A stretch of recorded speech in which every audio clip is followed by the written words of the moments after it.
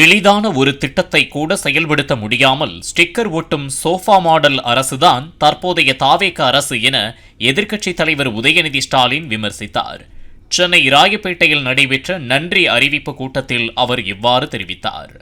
இன்னைக்கு இந்த புதிய அரசு பொறுப்பேற்று 25 நாள் ஆச்சு.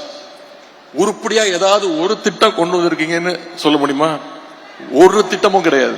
போலீஸ் வேனுக்கு வெறும் ஸ்டிக்கரை மாட்டி சிங்கப்பெண் திட்டம் அப்படி ஒரு திட்டத்தை கொண்டு வர போறோம் சொல்லி அதையும் கொண்டு வர முடியாத நிலைமையில தான் இன்னைக்கு இந்த ஆட்சி நடந்துகிட்டு இருக்கு.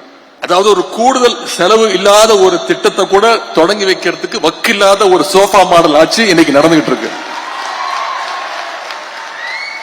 கவர்ச்சியால தான் ஆட்சிக்கு வந்தீங்கன்னு என்ன பார்த்து சொல்றாங்க அப்படின்னு முதலமைச்சருக்கு சிஎம் சாருக்கு கோவம் வருது.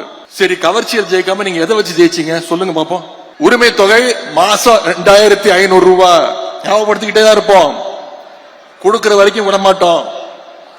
வருஷத்துக்கு 6 சிலிண்டர், தாய்மாமன் சீர், பட்டு புடவை, தங்க செயின், இப்படி கண்ணாப்பனு வாக்குறுதிகளை அள்ளி வீசி இருக்கிறீங்க.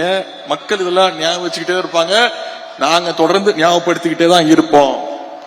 உங்களுக்கு எதிராக குரல் கொடுப்போம். ஆளுங்கட்சிக்கு எதிராக தவறு செஞ்சீங்கன்னா குரல் கொடுப்போம். களத்துக்கு வந்து போராடுவோம். இந்த மாற்றமும் அவேர்னஸ் தான் உங்க வீழ்ச்சிக்கான தொடக்கம். எல்லாத்துக்கும் திமுக மேல பழி போட்டு தப்பிச்சா நினைக்கிற உங்களோட கனவு இன்னைக்கு ஒரு நாள் பழிச்சிருக்கலாம், என்னைக்கும் பழிக்காது. தமிழ்நாட்டு மக்கள் விரைவில் உங்களுடைய முகத்திரைய கிழிப்பாங்க. உங்களுடைய உண்மையான முகத்தை அவங்க பார்ப்பாங்க.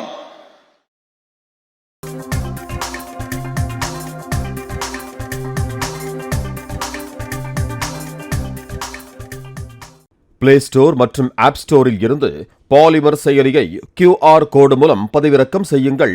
செய்திகளை உடனுக்குடன் பெறுங்கள்.